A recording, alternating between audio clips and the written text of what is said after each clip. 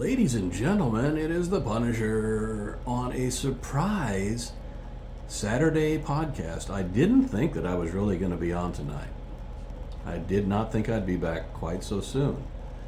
But truth is, look, I can't stay away from you guys, okay?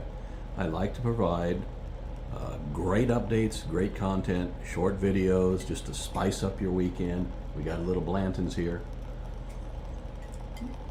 I hope that you liked the Friday drop. It was pretty spectacular. I heard some interesting feedback. Some of it's a little disconcerting, I guess, maybe. I don't know. First, Daniel Penny sitting in the slammer over the weekend after getting his manslaughter charge dropped. However, now he still stands to serve 4 years for a negligent homicide charge. Again, we'll see how that proceeds Monday. My hope is that it proceeds in the same way as the manslaughter one, and we can see this guy walk next week. That would be a great Christmas present for Daniel Penny. Free Daniel Penny. We are here for you, Daniel Penny. You did the right thing. Screw everybody else. All right. Meanwhile, that other little assassin is on the loose. They're narrowing down the odds, I guess. They should be catching him pretty soon. I wouldn't be surprised if it's within the next 24 hours. Honestly, I'd be surprised if he makes it through the weekend. Look, Punisher is a defender of the Constitution of these United States. I have served 20 years in uniform, retired military, everybody knows that. I am now going into my second 20 years, continuing to work with soldiers, okay, day in and day out. That means I've got a combined service time of nearly 40 years of defending the Constitution of these United States. Exactly like Pete Hegseth might say. We don't have options to disregard laws that we don't approve of or think right. So the Punisher here will never ever promote or do anything that is even borders on not on the up and up. Okay. We have laws, like them or not. We have laws in the world that we live in, and Punisher will abide by those laws. So when I see some of the comments and hear some of the stuff, again, it's a little concerning at times. It's minor. We're only talking about a couple folks, but it's very minor. So all I'll say is this. Stand tall. Look good.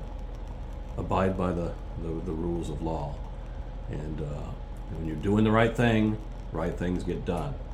President Trump didn't get elected to break the laws. He is going by the laws. As you saw, Donald Trump Jr. even put out something yesterday. Let's catch the little bastard. All right. So then, that doesn't mean that everything's perfect out there, but got to go about things the right way. And now, Operation Flatline, 3 squared. 3 times 3. 9. 3 to the second power. 9. Operation Flatline 9. Doing great. Some of you may have seen my DeSantis thing on Twitter, on X, because I sent a voice to text to a friend of mine, and I was mentioning DeSantis. We're talking about Pete and, of course, all that. And I mentioned DeSantis, and it came out the Santas. And I said, oh my gosh, DeSantis. So I made a funny little meme.